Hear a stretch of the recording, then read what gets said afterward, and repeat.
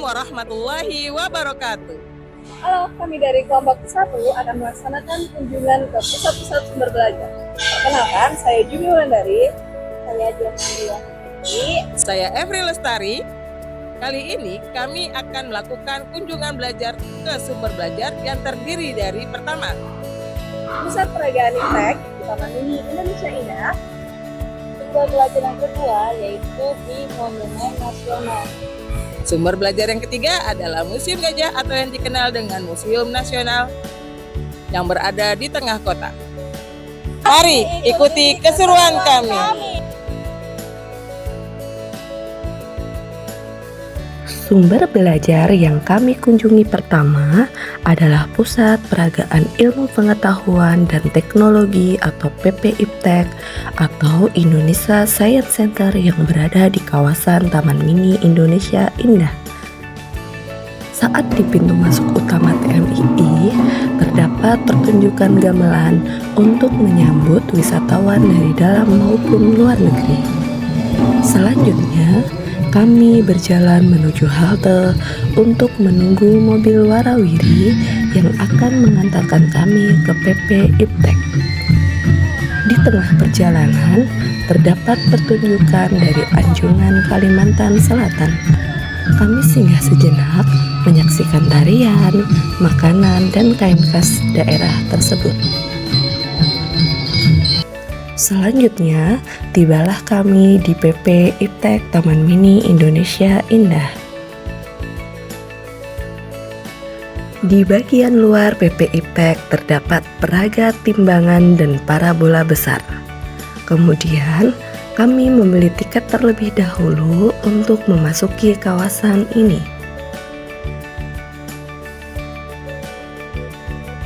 Pada sisi sebelah kiri, setelah pintu masuk, terdapat patung setengah badan para ilmuwan dan penemu di bidang sains.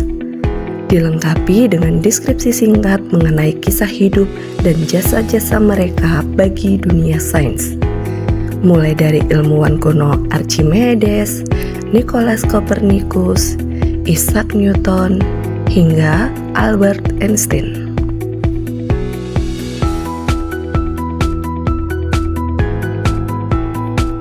Pada sisi sebelah kanan, terdapat wahana dinosaurus 3 dimensi yang dapat mengeluarkan suara, menggerakkan tangan dan ekor, serta berkedip. Wahana ini dilengkapi dengan Taman Jurassik yang memberikan nuansa zaman Jurassik. Selanjutnya, kami menyaksikan demonstrasi roket air. Setiap hari, PP Iptek menampilkan demonstrasi pembuatan dan peluncuran roket air untuk pengunjung pada jam atau waktu-waktu tertentu.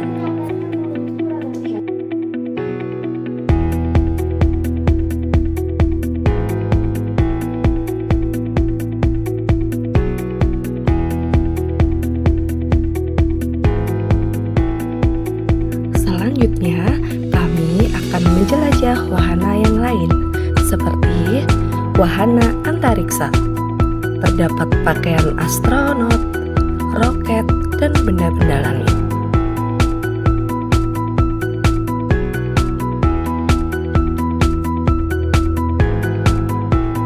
Wahana transportasi darat dan transportasi udara dengan simulasi menerbangkan pesawat.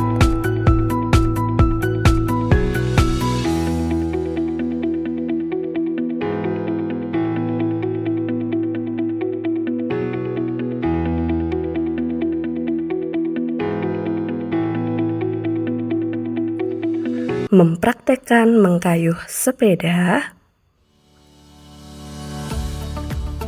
mempraktekkan peraga kekuatan angin, model pernapasan,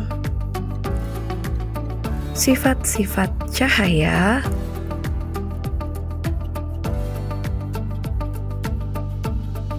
Kami berada di gedung PP Iptek Taman Mini Indonesia Indah. PP Iptek berada di area Taman Mini Indonesia Indah yang dapat dijangkau dengan bus warawiri dari pintu masuk Taman Mini. Mari menjelajah PP Iptek di Taman Mini Indonesia Indah bersama kami. Dan augmentally virtual atau teknologi yang menggabungkan dunia nyata dengan elemen virtual secara interaktif.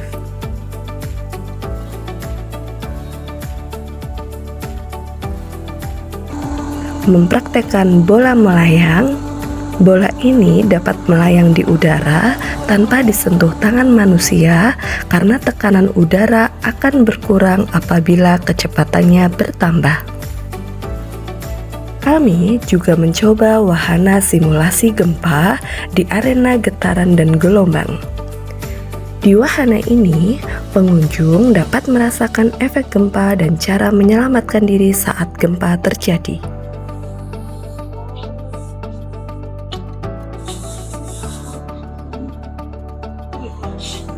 Beberapa alat peraga lain yang kami eksplor adalah percobaan pijat getar dengan menggunakan pasir, lempengan aluminium untuk mengetahui pola. Di sini, kami dipandu oleh petugas untuk mempraktekkan percobaan.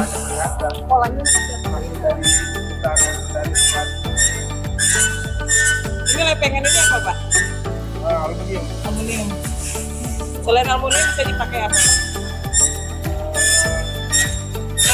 Besi, jadi besi. Kain ya? Ada besi yang ya 0,5 lah.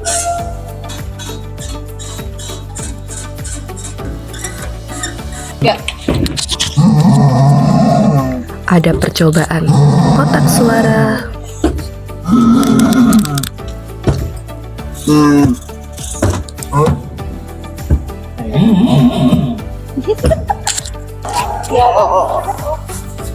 pipa suara, Oh iya ada. Ada suara nggak?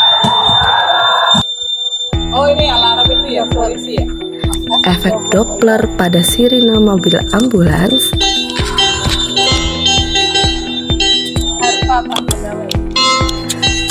harpa tanpa dawai, katrol, peluncuran benda, dan masih banyak peraga yang lain.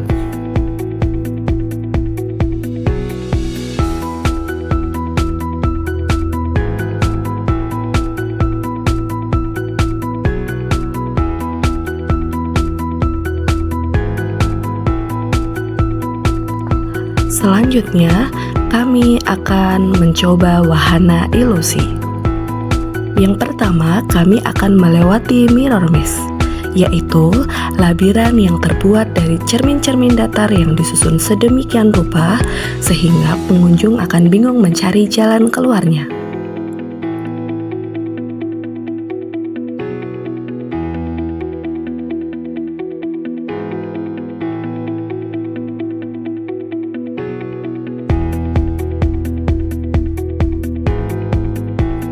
Wahana ilusi yang kedua adalah laser trap. Wahana ini merupakan wahana petualangan sains menggunakan sinar laser dan sensor cahaya untuk membuat rintangan yang harus dilewati pengunjung. Dan yang terakhir adalah lorong ilusi. Wahana ini berisi alat peraga interaktif untuk memahami prinsip dasar optik.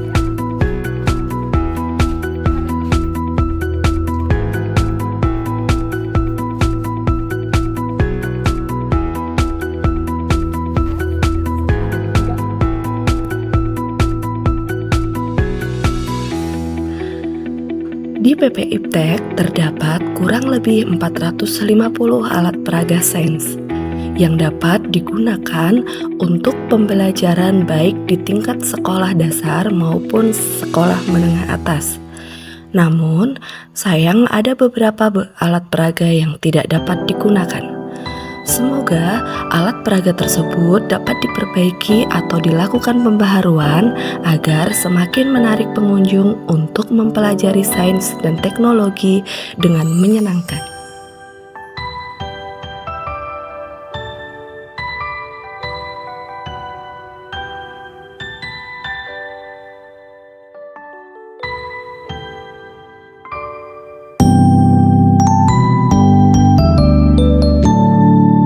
Beragam wahana di PP Iptek ini dapat digunakan pembelajaran dan sumber belajar bagi peserta didik khususnya di tingkat sekolah dasar yang berguna untuk meningkatkan wawasan sains dan teknologi.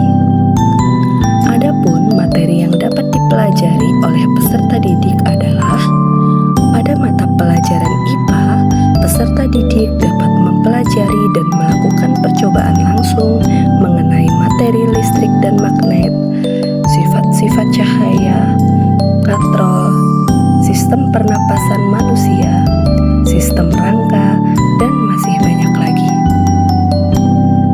Pada mata pelajaran Bahasa Indonesia, peserta didik dapat membuat laporan kunjungan ke PPIPTEK dan dapat menulis kreatif seperti membuat puisi dan cerita pendek. Pada mata pelajaran IPS, peserta didik dapat memahami fenomena alam seperti gempa bumi dan tsunami. Peserta didik juga dapat mempelajari materi pengukuran, geometri dan statistika dalam mata pelajaran matematika. Bahkan, peserta didik juga dapat memanfaatkannya untuk mata pelajaran seni budaya dan prakarya dengan membuat berbagai desain yang kreatif mengenal sains dan teknologi.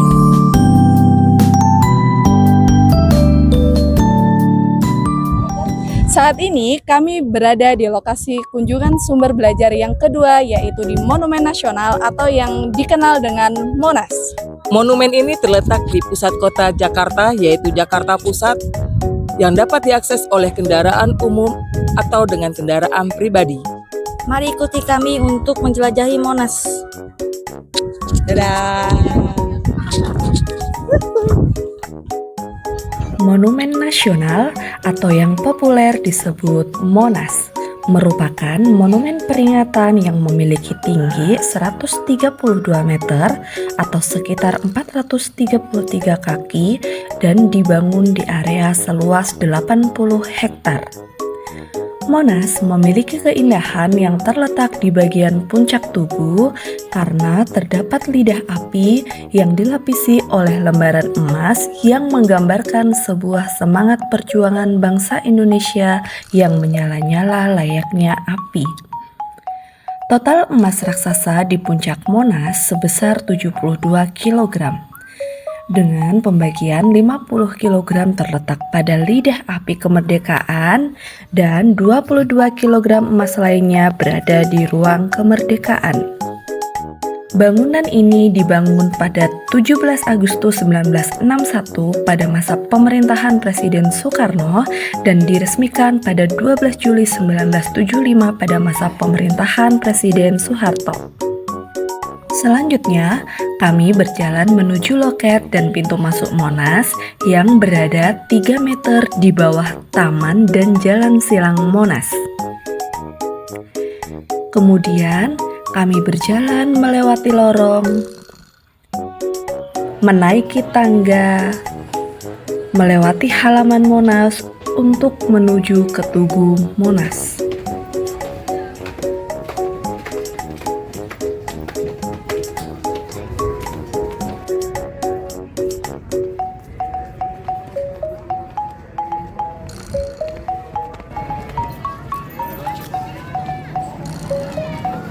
Saat ini, kami berada di ruang kemerdekaan Monumen Nasional.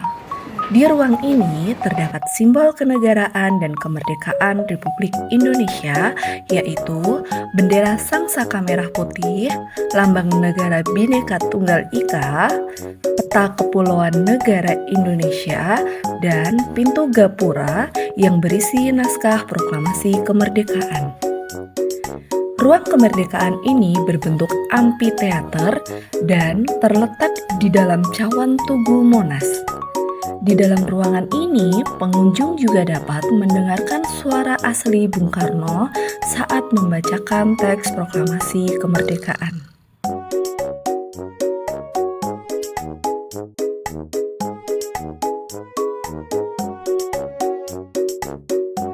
Selanjutnya, kami menuju ke ruangan Museum Sejarah Nasional.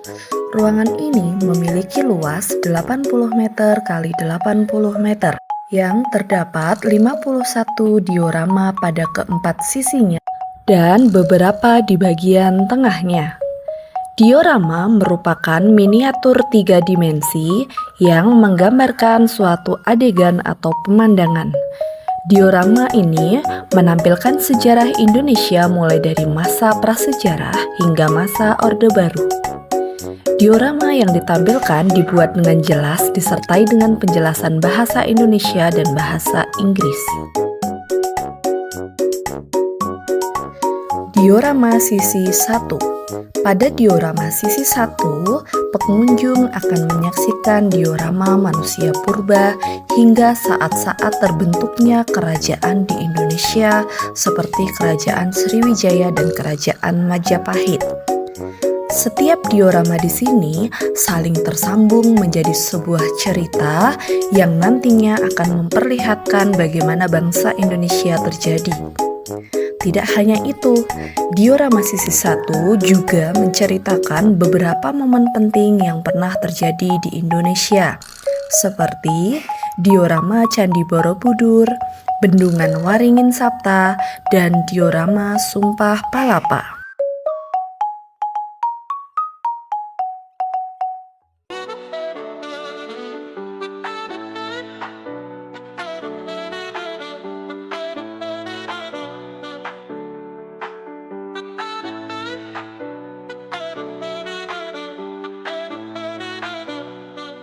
Berikutnya diorama sisi 2 yang masih menggambarkan cerita saat kerajaan di Indonesia masih jaya. Akan tetapi, diorama ini lebih fokus pada beberapa perang kerajaan yang pernah terjadi, seperti diorama Perang Makassar, Perang Diponegoro, Perang Imam Bonjol, Perang Aceh, perlawanan Sisingamangaraja, tanam paksa, dan kegiatan gereja dalam penyatuan bangsa. Berikutnya, diorama sisi 3 menggambarkan tentang Indonesia yang sudah berbeda dan lebih bercerita mengenai masyarakat Indonesia di zaman penjajahan Belanda dan Jepang. Beberapa diorama yang menggambarkan hal tersebut adalah diorama Organisasi Muhammadiyah, Perhimpunan Indonesia, Stovia, Sumpah Pemuda, Romusa, Proklamasi Kemerdekaan Indonesia, Pengesahan Pancasila dan UUD 1945, dan diorama Hari Lahir ABRI.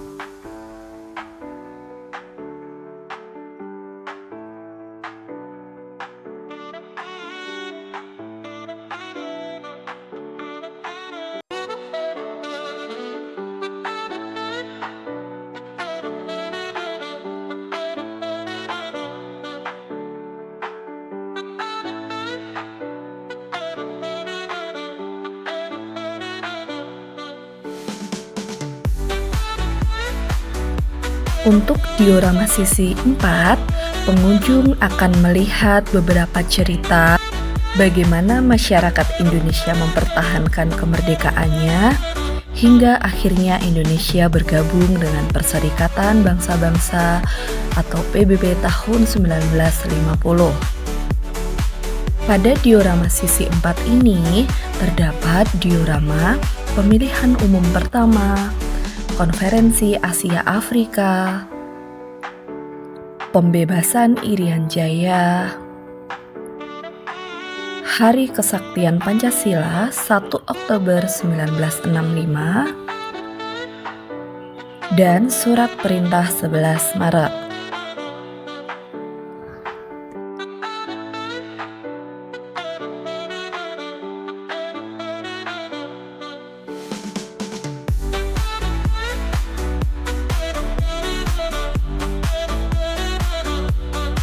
Pada diorama sisi 5 menceritakan bagaimana Indonesia berpartisipasi dalam kegiatan internasional gerakan non-blok. Dan diorama sisi 6 menceritakan soal uji penerbangan pesawat. Selanjutnya, kami menuju pintu keluar. Pada dinding-dinding di luar, kami melihat relief sejarah Indonesia. Relief tersebut menggambarkan sejarah Indonesia dari masa penjajahan Belanda, perlawanan rakyat, hingga masa pembangunan Indonesia yang modern. Pada kunjungan ke Monumen Nasional ini, peserta didik dapat diberikan tugas untuk menulis laporan kunjungan, menulis puisi, cerita pendek, dan mendeskripsikan diorama yang ditampilkan yang akan meningkatkan keterampilan berbahasa mereka. Peserta didik juga dapat membuat desain miniatur dan menggambar untuk meningkatkan pemahaman di bidang seni.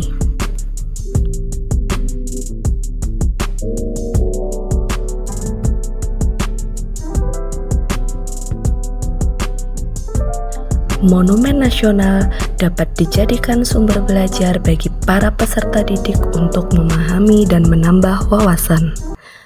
Pada mata pelajaran ilmu pengetahuan sosial, peserta didik dapat mengetahui dan memahami sejarah bangsa Indonesia melalui diorama yang disajikan. Pada mata pelajaran pendidikan Pancasila, kunjungan ke Monumen Nasional ini dapat meningkatkan rasa cinta tanah air serta rasa persatuan dan kesatuan. Sedangkan pada mata pelajaran pendidikan dan lingkungan budaya Jakarta, peserta didik dapat memahami dan melihat secara langsung simbol kota Jakarta.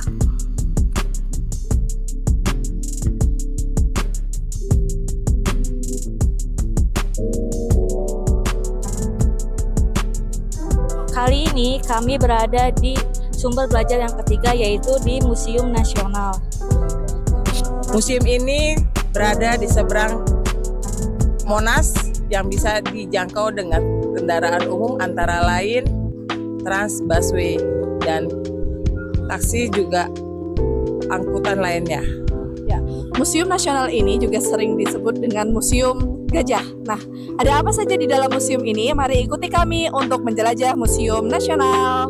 Oke, selamat mengikuti. Bye-bye. Museum Nasional Indonesia atau yang sering disebut dengan Museum Gajah dan ada yang menyebutnya dengan Gedung Arca adalah sebuah museum arkeologi, sejarah, etnografi, dan geografi yang berada di bawah naungan Kementerian Republik Indonesia. Museum ini merupakan museum pertama dan terbesar di Asia Tenggara. Setelah membeli tiket, kami langsung masuk ke dalam museum. Di museum ini, pengunjung tidak diperkenankan membawa tas berukuran besar dan tidak diperkenankan membawa makanan atau minuman. Karena kami membawa tas ransel yang cukup besar, maka kami harus menyimpannya terlebih dahulu ke dalam loker. Naik eskalator untuk ke lantai berikutnya, yang di dalamnya terdapat jenis-jenis arca seperti arca Brahma, arca Bhairawa, standing Ganesha, Nandi, Mahakala, dan masih banyak lagi. Di lantai ini juga terdapat pameran repatriasi 2024. Salah satunya adalah repatriasi Pitamaha, yaitu seorang pelukis dari Bali. Pameran ini berlangsung hingga 30 Desember 2024 yang menampilkan lukisan, kain Bali, patung kayu, video mapping 3D, dan perkembangan pariwisata di Bali. Repatriasi bukanlah tentang pemulangan warga negara, melainkan tentang dikirimnya kembali ratusan warisan budaya Indonesia yang berada di luar negeri, salah satunya di Belanda. Di lantai ini juga terdapat permainan puzzle, informasi mengenai museum secara digital, dan asal-usul beberapa tokoh di Indonesia. Di sini juga terdapat aplikasi Ragam Paras Nusantara, Dengan kita bersuah foto dengan aplikasi ini, maka akan muncul suku yang sesuai dengan wajah kita. Namun sayangnya kami tidak sempat mencobanya karena antrian yang cukup panjang.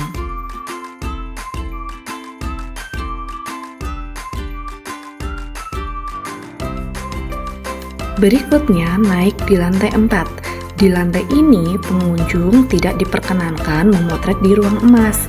Larangan ini bertujuan untuk mencegah pihak-pihak yang tidak bertanggung jawab menyalahgunakan koleksi emas regalia dan temuan Wonoboyo untuk kepentingan pribadi.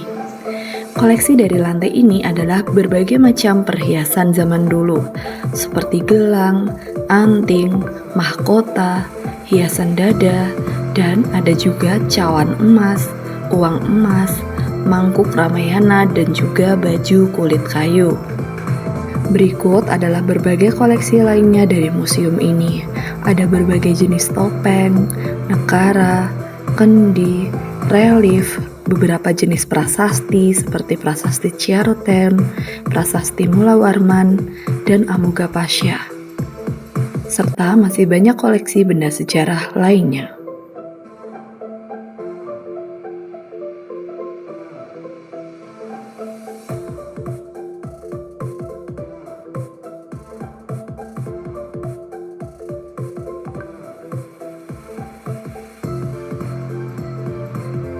Namun, museum ini mengalami peristiwa naas, yaitu pada tanggal 16 September 2023 terjadi kebakaran di Museum Nasional yang menyebabkan 6 ruangan pameran koleksi prasejarah terbakar.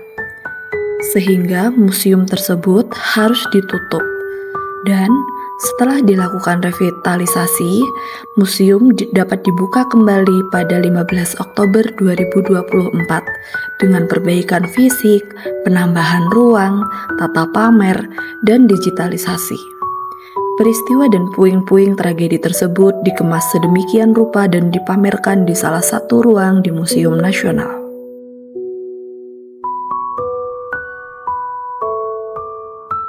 Di halaman gedung lain terdapat arca-arca di sisi-sisi gedung dan di tengah gedung. Terdapat juga pameran keris Nusantara yang menampilkan keris asli beserta penjelasan dan asal-usul keris tersebut. Pada salah satu sisi terdapat video pembuatan keris. Pada ruang pamer ini terdapat juga informasi mengenai ragam keris Indonesia melalui informasi digital yang membuat pengunjung tertarik untuk mengetahui keris dari suatu daerah di Indonesia.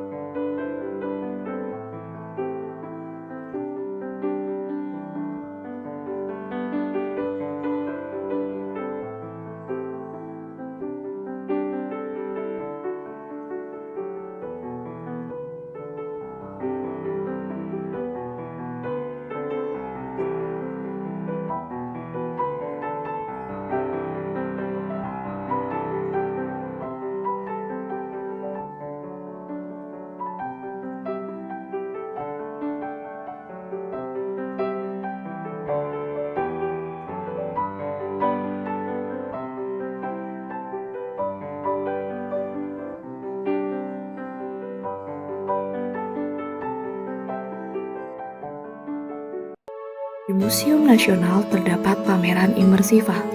Ruang imersif adalah ruang menonton yang memiliki teknologi proyeksi spasial 360 derajat, sehingga memungkinkan pengunjung untuk merasakan pengalaman visual yang seolah-olah membawa pengunjung ke dalam dimensi lain dan menjadi bagian dari cerita. Ruang imersif ini sedang viral di sosial media dan menjadi daya tarik tersendiri bagi wisatawan. Untuk masuk ke ruang imersif ini, kita harus menunggu antrian dan membayar tiket lagi sebesar Rp35.000. Saat itu, kelompok kami datang pukul 10 siang dan baru mendapatkan antrian tiket imersif pada pukul 14. Walaupun menunggu lama, tetapi tapi kami merasa puas dan terbayarkan dengan penampilan yang disajikan. Museum Nasional Indonesia dapat dijadikan sebagai sumber belajar bagi peserta didik. Peserta didik dapat mempelajari wawasan budaya Indonesia, kehidupan dan peninggalan kerajaan pada masa lampau, dan kerjasama Indonesia dengan negara lain terkait budaya untuk mata pelajaran ilmu pengetahuan sosial. Dengan mengunjungi museum ini, juga dapat meningkatkan rasa nasionalisme dan apresiasi terhadap kebudayaan Indonesia. Pada mata pelajaran seni budaya dan prakarya, peserta didik dapat membuat kolase batik, mewarnai batik, dan membuat patung dari berbagai bahan. Pada mata pelajaran bahasa Indonesia, peserta didik dapat menulis laporan kunjungan, puisi, cerita pendek, dan mendeskripsikan benda peninggalan sejarah. Demikianlah kunjungan yang telah kami lakukan ke beberapa pusat sumber belajar yang ada di Jakarta. Banyak sekali sumber belajar yang bisa gunakan di ibu kota sebagai tempat menambah wawasan anak didik kita. Sampai jumpa di kunjungan sumber belajar berikutnya. Terima kasih.